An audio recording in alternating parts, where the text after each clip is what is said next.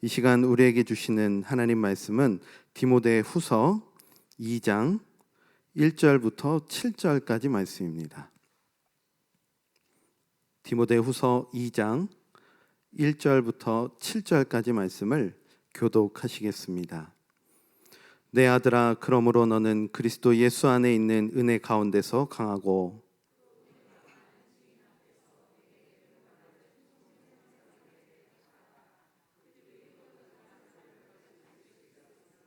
너는 그리스도 예수의 좋은 병사로 나와 함께 고난을 받으라.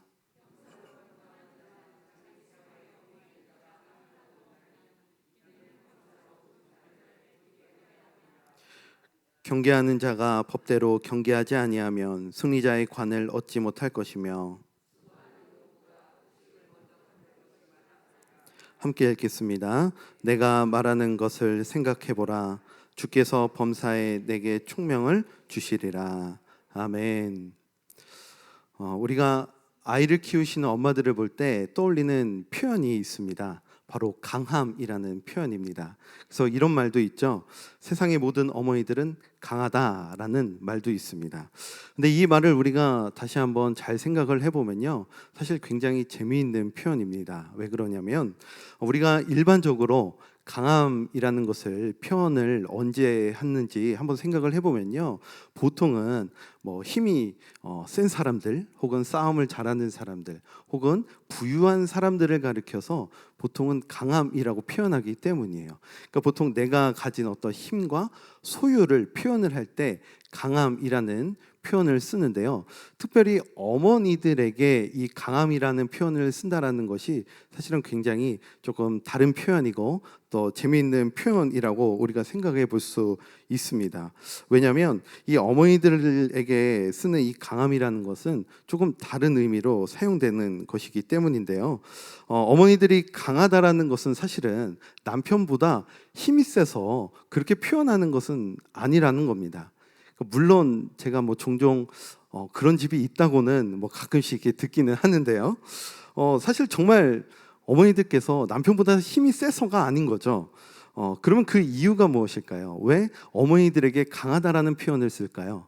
그 이유는 바로 어머니이기 때문입니다. 그러니까 역할에 대한 부분이다라는 것이죠. 우리 어머니들이 정말 갑자기 힘이 세져서 강하다라고 표현하는 것이 아니라 어머니가 되었기 때문에 때론 무거운 짐도 번쩍번쩍 드는 거고, 어머니가 되셨기 때문에 때론 아이들의 모든 것도 다 감당할 수 있는 것이다라는 거죠. 여러분, 우리 그리스도인들도 수많은 수식어들이 있습니다. 예를 들어서 빛과 소금의 사람들, 생명의 사람들, 또 축복의 통로인 사람들, 이렇게 많은 수식어들이 우리에게도 붙는데요, 근데 그렇게 불릴 수 있는 이유가 뭘까요? 바로 역할 때문인 겁니다.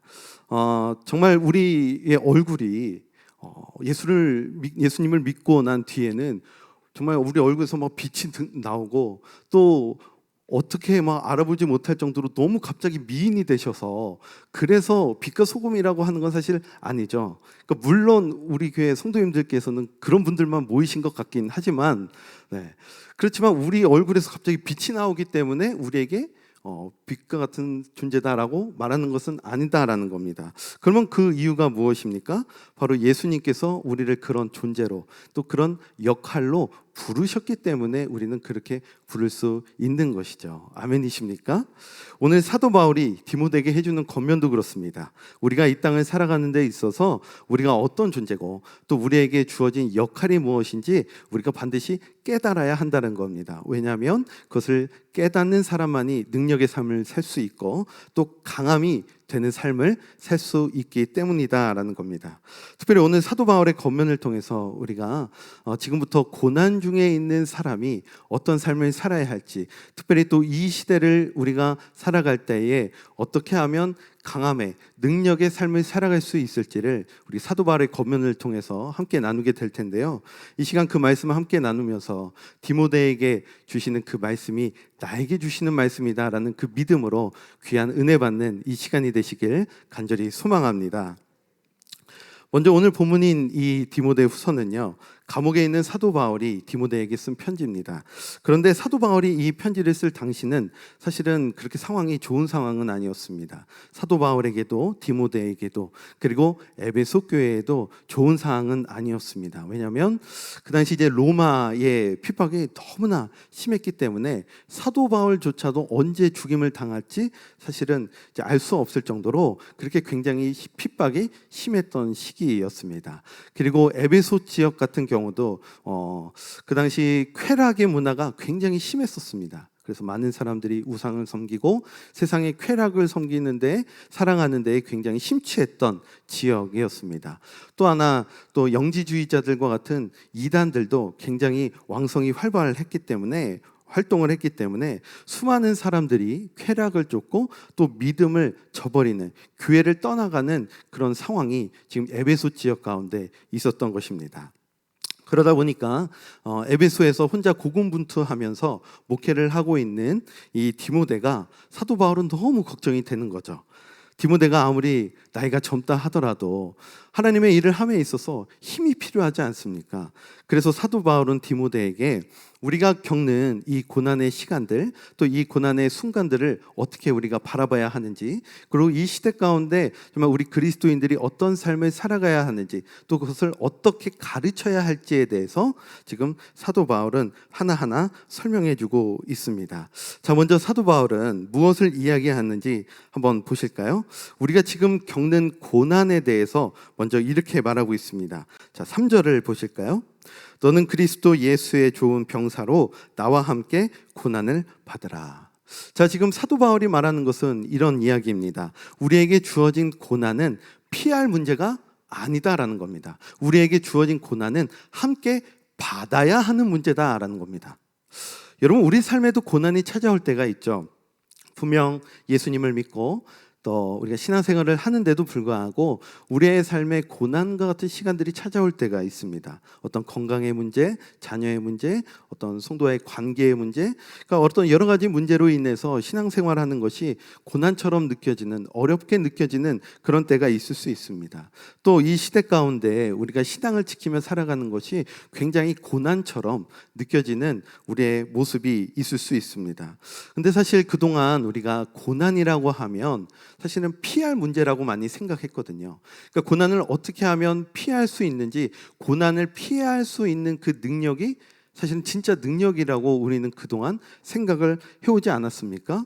그런데 오히려 사도 바울은 지금 그 고난 앞에서 오히려 디모데를 고난으로 초청하고 있는 것을 보게 됩니다. 나와 함께 고난을 받으라 라고 말이죠.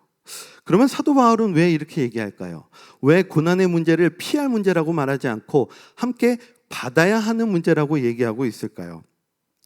자, 그 이유를 우리의 존재, 우리의 역할로 설명해 주고 있습니다. 먼저 1절을 한번 보시면 내 아들아 라고 시작을 합니다. 그리고 또 3절을 보시면요, 너는 그리스도 예수의 좋은 병사로 라고 말을 합니다.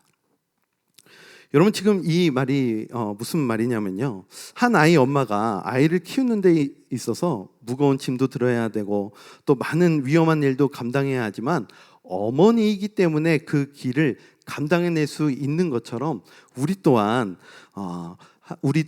하나님의 자녀이기 때문에, 그리고 그리스도 예수의 병사이기 때문에 그 고난을 감당해야 한다라고 말하고 있는 겁니다. 이해가 되시나요? 먼저 사도 바울은 디모데를 아들이라고 부르고 있습니다. 사도 바울이 디모데를 아들이라고 부르는 데는 특별한 이유가 있습니다.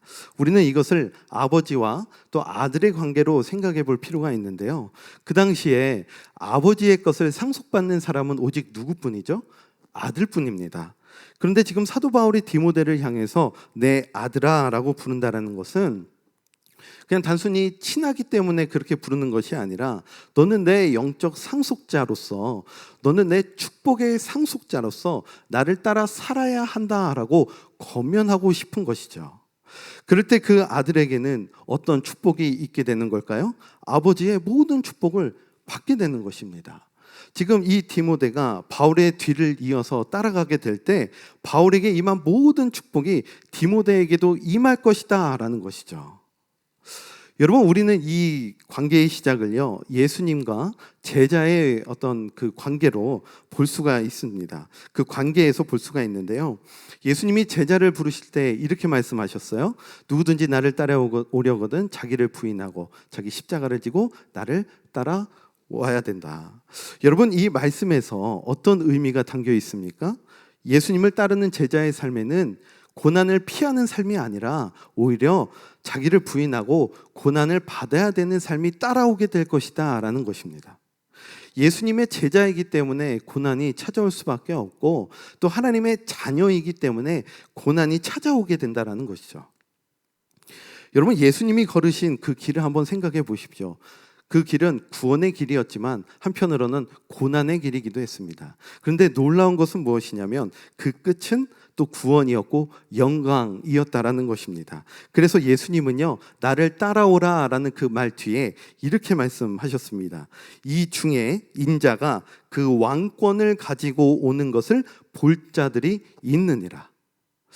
여러분, 우리가 예수님의 제자로, 그리고 바울의 영적인 아들로 그 길을 따라갈 때 우리는 왕이 주시는 그 축복과 상급을 얻게 된다라는 것입니다. 또 오늘 본문은 아니지만 디모데후서 2장 11절과 12절에 보시면 이렇게 말을 하고 있습니다. 미쁘다 이 말이요, 우리가 주와 함께 죽었으면 또한 함께 살 것이요, 참으면 또한 함께 왕노릇할 것이요, 우리가 주를 부인하면 주도 우리를 부인하실 것이라.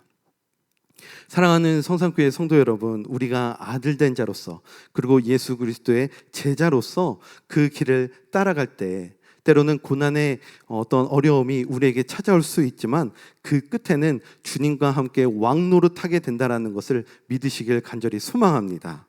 이것이 바로 우리가 이 시대 가운데 가져야 할 믿음이다라는 것이죠. 사도 바울도요, 그 믿음이 있었기 때문에 그 고난의 길을 감당할 수 있었고, 그리고 이제는 디모데에게 너도 함께 나와 그 고난의 길을 감당하자라고 초청할 수 있는 것입니다. 여러분, 사도 바울의 개인적 고백은 어땠는지 한번 보실까요? 자, 오늘 2장 10절 말씀인데요. 그러므로 내가 택함 받은 자들을 위하여 모든 것을 참음은 그들도 그리스도 예수 안에 있는 구원을 영원한 영광과 함께 받게 하려 함이라. 사도 바울이 지금 내가 이 고난을 참고 견디고 그렇게 나아갈 수 있는 그 이유는 무엇이냐? 예수님도 구원을 위해 그 어려운 고난의 길을 감당하셨던 것처럼 나도 이 시간을 통하여서 많은 사람들이 구원의 길을 경험할 수 있도록, 그 구원의 길로 나아올 수 있도록 모든 것을 참는다라고 개인적인 고백을 이렇게 하고 있는 것을 또 우리는 보게 됩니다. 이것이 바로 바울의 신앙의 고백이었다라는 것이죠. 여러분, 그 당시 사도 바울이 복음을 위해 참고 또 견뎠기 때문에 그 결과가 어떻게 됐습니까? 우리로 보게 됩니다. 그러니까 그 결과는요, 바로 우리가 되었다라는 것이죠. 바울이 참고 견뎠기 때문에 오늘날 이 땅 가운데, 이 한국 땅 가운데도 복음이 전해지지 않았습니까? 혹시 여러분들 가운데서도 신앙생활이 때론 고난처럼 혹시 느껴지시는 분 계시진 않습니까?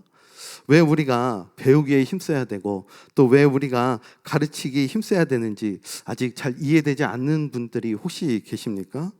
여러분, 이 시대 가운데 우리가 신앙을 지키며 또 신앙을 가르치며 그렇게 또 살아가기에 힘쓰는 자에게 하나님은요, 놀라운 축복과 또 은혜를 우리에게 상속하기 때문인 줄 믿으시기를 간절히 소망합니다. 우리는 아들이고 그리고 제자이기 때문에 이 길을 걷게 되는 것이다 라는 것이죠. 자, 그 다음 사도 바울은요, 우리가 고난을 감당해야 하는 그 두 번째 이유를 주의 병사이기 때문이다라고 설명하고 있습니다. 자, 다시 한번 3절을 한번 보실까요? 너는 그리스도 예수의 좋은 병사로 나와 함께 고난을 받으라. 여러분, 우리가 기억해야 할 것이 있습니다. 우리는 그리스도 예수의 병사로 이 땅 가운데 부름받은 사람들이다라는 것입니다. 여러분, 병사는 어떤 특징이 있죠?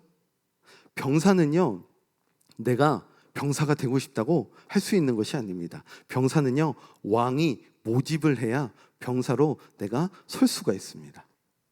하나님이 교회를 세우신 이유가 있습니다. 하나님이 이 교회를 세우신 이유는요, 바로 예수님이 전하신 그 복음을 이 땅 가운데 실천하시고자, 실행하시고자, 나타내시고자 교회를 세우셨습니다.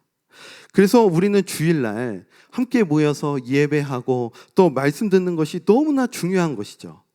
왜 그렇겠습니까? 그 시간은요, 우리가 세상 가운데 나아갈 때에 어떻게 하면 하나님의 나라를 이루어갈 수 있을지를, 왕의 명령을, 왕의 질서를 듣는 시간이기 때문입니다. 함께 그것을 공유하고 함께 그 시간을 함께 나누는 시간이기 때문인 것이죠. 그 다음에 세상으로 흩어져서 함께 하나님 나라를 세워가는 것이 우리의 역할이다라는 겁니다. 그런 의미에서 우리를 향해서 병사라는 표현을 쓰고 있는 것이고, 그렇기 때문에 우리에게 고난은 피할 문제가 아니라 우리가 함께 감당해야 할 문제다라는 것입니다. 근데 저도 이제 군대에서요, 병사 생활을 해봤는데요, 사실 병사라고 다 같은 병사가 아니더라고요. 어떤 친구들은요, 정말 열심히 하는 친구들이 있습니다. 훈련도 열심히 받고요, 달리기도 열심히 하고요, 심지어 아침 일찍 일어나서 밥도 열심히 먹는 친구들이 있어요. 한 끼도 빼먹지 않고 열심히 밥도 먹고 훈련도 열심히 받는 친구들도 있습니다. 그런데 또 한편으로 어떤 친구들은요, 훈련한다 그러면 배 아프다고 빠지고요, 훈련 좀 한다 그러면 앞에 서기보다 저 뒤에 서가지고 안 보이는 데에 서서 설렁설렁 그냥 시간만 보내는 병사들도 있어요. 아마 사도 바울도 보았던 것 같습니다. 사도 바울이 감옥에 갇혀 있는 동안 많은 병사들을 봤을 겁니다. 로마의 간수들을 보았을 텐데, 어떤 병사는요, 정말 열심히 보초를 서고요, 정말 열심히 자신을 감시하는 병사들이 있었을 겁니다. 근데 또 어떤 병사들은요, 와서 그냥 잠만 자고 시간만 대충 때우고 다른 짓 하고, 그러니까 병사는 다 병사인데 같은 병사가 아닌 것을 사도 바울이 그 감옥에서 보았던 거죠. 그래서 사도 바울은 오늘 3절에서 그리스도의 좋은 병사로 고난을 받으라라고 말하고 있는 것입니다. 그냥 병사가 아니라 어떤 병사요? 좋은 병사로 말입니다. 여러분, 우리는 좋은 병사가 되어야 될 줄 믿습니다. 그러면 좋은 병사란 어떤 병사일까요? 사도 바울은요, 좋은 병사의 모습을 우리가 이해할 수 있게, 우리 이해하기 쉽게 4절부터 세 가지의 이미지로 우리에게 설명해 주고 있습니다. 첫째는 열심히 복무하는 군사로, 둘째는 운동선수로, 셋째는 농부로 설명하고 있습니다. 먼저 군사에 대한 내용은 제가 방금 설명을 드렸기 때문에 넘어가고요, 5절에 운동선수부터 한번 보실까요? 자, 5절을 우리 함께 한번 읽어보겠습니다. 자, 5절 시작.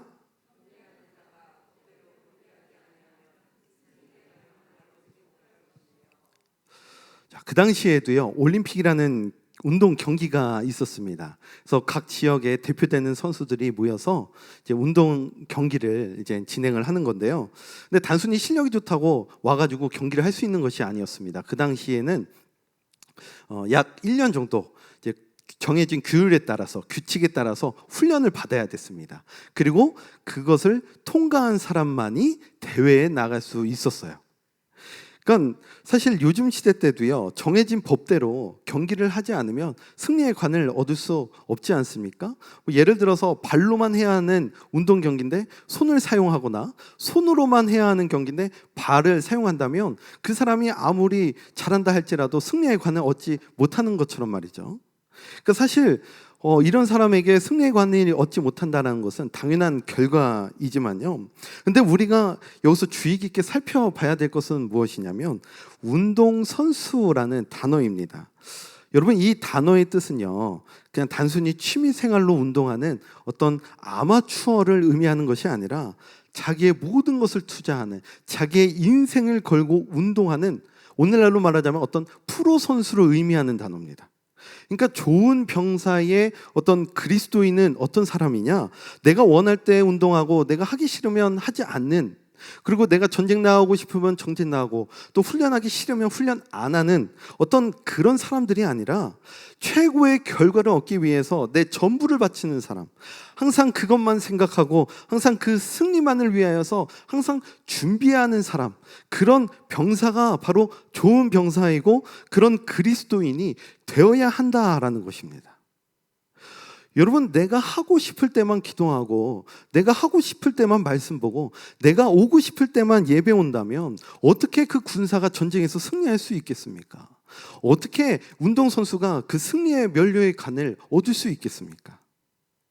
사랑하는 성선교회 성도 여러분, 우리는 이 시대 가운데 승리의 관을 얻기 위해서 힘써 싸우는 그리스도의 좋은 병사가 되어주시기를 간절히 소망합니다. 자, 그리고 마지막 세 번째 이미지죠. 사도 바울은 좋은 그리스도인의 모습을 수고하는 농부로 비유합니다. 자, 6절 말씀 우리 함께 읽겠습니다. 시작. 수고하는 농부가 곡식을 먼저 받는 것이 마땅하니라. 여러분, 농부에게 있어서 최고의 적은 무엇일까요? 병충일까요? 아니면 자연재해일까요? 농부에게 있어서 최고의 적은 게으름입니다. 여러분, 이 말씀은요, 당시 사회에게 있어서 굉장히 사실 파급적인 말입니다. 놀라게 되는 말씀입니다. 당시 사회에서 이 농사는요, 어떤 사람들이 짓냐면 농부들이 짓습니다. 근데 놀랍게도 그것을 수확하는 수확물은요, 그 땅을 갖고 있는 주인이 수확물을 갖게 되는 겁니다. 그러니까 그 곡식을 수확하면 사실 그 수확한 곡식은 농부의 소유가 되는 것이 아니라 누구의 소유가 되겠습니까? 그 땅의 주인의 소유가 되는 것이죠. 그런데 지금 사도 바울이 뭐라고 말하는지 다시 한번 보세요. 수고하는 농부가 어떻게 한다 그럽니까?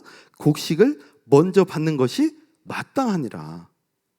그러니까 지금 이 당시 사회는요, 주인이 그 수확한 것을 모든 것을 갖고 가는 시대지만 하나님 나라는 수고한 사람이 먼저 상 받는 나라다라고 지금 사도 바울이 우리에게 말해주고 있는 겁니다.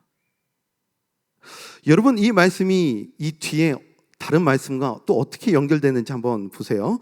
자, 9절에 보시면요, 이렇게 말합니다. 복음으로 말미암아 내가 죄인과 같이 매이는 데까지 고난을 받았으나 하나님의 말씀은 매이지 아니하니라. 지금 이 말씀이 무슨 말이냐면요, 사도 바울이 복음을 열심히 전하다가, 그러니까 농사를 열심히 짓다가 죄인처럼 옥에 갇히게 된 겁니다. 그런데 내가 주님의 좋은 병사로서 늘 충성했고 또 하나님이 정하신 법대로 오직 예수 그리스도만이 우리의 구원자 되십니다라고 선포했고 또 열심히 수확하기 위하여 애를 썼기 때문에 수고한 자가 상을 먼저 받는 것이 맞는 것처럼 나도 이제 가장 먼저 상을 받게 될 것입니다. 나는 그것을 확신한다라고 지금 이 구절에서 말하고 있는 겁니다. 그렇기 때문에 디모데에게 이렇게 말하는 것이죠. 내 사랑하는 디모데야, 내 사랑하는 아들 디모데야, 나에 대해 염려하지 말고 네가 지금 고난 가운데 있다 할지라도 좋은 병사로서 열심히 수고하고 충성하여서 또 그 고난 가운데 우리에게 주어진 역할을 열심히 감당해내서 너도 그 상급받는 그리스도인이 되기를 바란다라고 말하고 있는 겁니다. 여러분, 우리에게도 이 믿음이 있어지시기를 간절히 소망합니다. 하나님은 어떤 자에게 상급을 주시는 분이십니까? 충성된 자에게 상급 주시는 분이십니다. 수고한 자에게 상급 주시는 분이십니다. 우리는 이것을 달란트 비유를 통해서 또 잘 알고 있죠. 자, 여러분, 오늘 말씀을 정리해 보겠습니다. 오늘 사도 바울이 전하는 하나님의 말씀은 고난 중에, 그리고 이 시대를 살아가는 우리 그리스도인들이 어떤 삶을 살아가야 될 것인가, 어떤 역할을 갖고 우리가 살아가야 될 것인가를 우리에게 말해주고 있습니다. 그리고 그것을 우리의 어떤 존재와 역할로 연결해서 설명해주고 있는데요, 먼저 고난에 대해 어떻게 설명해주고 있냐면 우리가 아들이기 때문에, 그리고 우리는 하나님이 부르신 병사이기 때문에 피할 문제가 아니라 당연히 주어지게 되는 문제이고 우리는 그것을 감당해야 하는 문제이다라고 첫 번째로 설명해 주었습니다. 그리고 또한 사도 바울은 우리가 어떤 병사가 되길 원한다 그러셨죠? 좋은 병사가 되길 원한다라고 권면하였습니다. 마치 운동 선수와 같이 늘 훈련하기에 힘쓰고 또 승리를 위하여 힘써 전진하는 그런 그리스도인이 되기를 권면하고 있습니다. 그럴 때 우리는 어떻게 되느냐? 강한 군사가 되어서 승리할 수 있고, 또 수고한 농부가 가장 먼저 그것을 칭찬받고 또 상급을 받듯이 하나님 나라를 위해 수고하고 충성하는 여러분들에게도 마지막 그날에 하나님께서 놀라운 은혜로 또 상급 주신다라는 것을 믿으시기를 바란다라는 마음으로 지금 사도 바울은 우리에게 권면해 주었습니다. 오늘 이 밤에 여러분들 기도하실 때 하나님, 내가 주님의 자녀된 자로서 또 주님의 귀한 아들로서 이 길을 피하지 말고 담대하게 감당하게 하여 주시옵소서. 주의 좋은 군사로 늘 훈련하게 힘쓰게 하시고 또 충성하여서 그 승리의 날까지 또 그 승리의 날을 소망하며 맞이하는 그런 귀한 하나님의 좋은 군사 또 일꾼 되게 하여 주시옵소서. 이렇게 기도하시고 또 결단하시는 오늘 이 시간이 되시기를 간절히 소망합니다. 우리 세 가지 기도 제목 갖고